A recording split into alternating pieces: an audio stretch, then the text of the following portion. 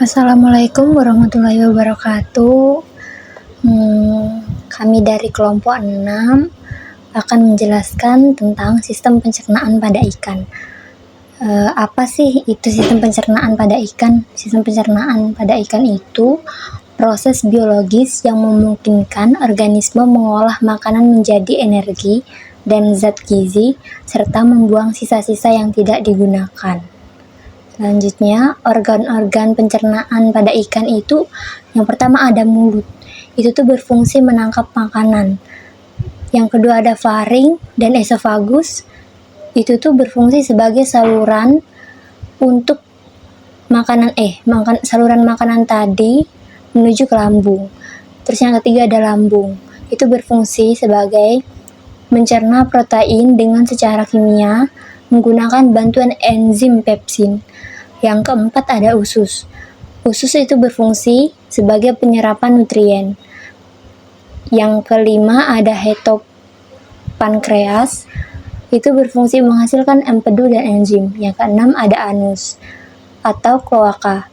Itu berfungsi sebagai mengeluarkan sisa-sisa makanan.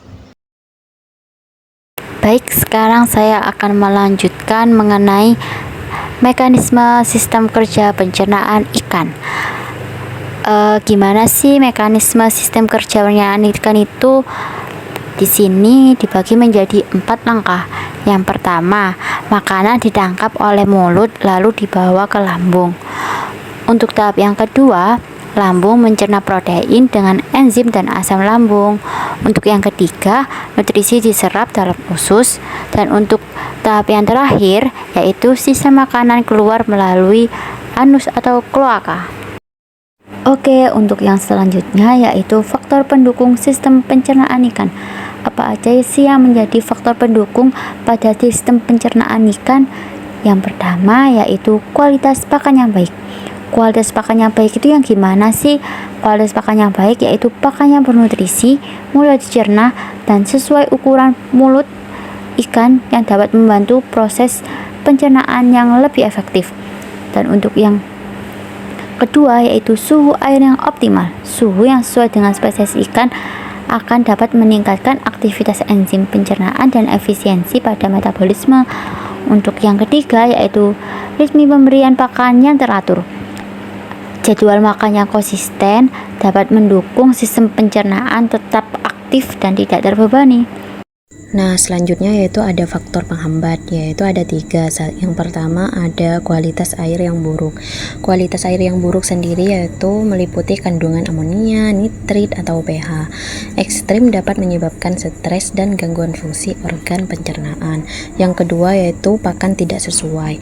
Pakan tidak sesuai itu seperti pakan terlalu keras, busuk, atau tidak sesuai ukuran dan dapat menghambat pencernaan, menyebabkan masalah kesehatan. Yang ketiga yaitu overfeeding, pemberian pakan yang berlebihan. Nah, untuk pakan yang berlebihan itu dapat makanan yang tidak tercerna bisa membusuk di saluran pencernaan dan menyebabkan infeksi atau fermentasi yang berbahaya. Nah, yang terakhir yaitu studi kasus. Studi kasus yaitu ada 2. Yang pertama yaitu ada ikan arwana Osteoglossidae. Ikan yang memiliki kemampuan dapat melompat ke udara dan menangkap serangga serta hewan kecil di atas permukaan air. Hal ini menunjukkan adaptasi perilaku yang berburu aktif. Penglihatan mata arwana sendiri yaitu mampu mendeteksi gerakan kecil di air, bahkan dalam kondisi agak keruh. Untuk perilaku agresif dan teritorial ikan arwana sendiri yaitu sering mempertahankan wilayahnya dan bersikap agresif terhadap ikan lain. Indikator kualitas air ikan arwana sendiri yaitu sensitif terhadap perubahan kualitas air seperti kadar oksigen, pH, dan suhu. Yang kedua yaitu ada ikan pari Elasmobranchi, yaitu memiliki elektroseptor ampulla lorenzini. Organ ini mendeteksi medan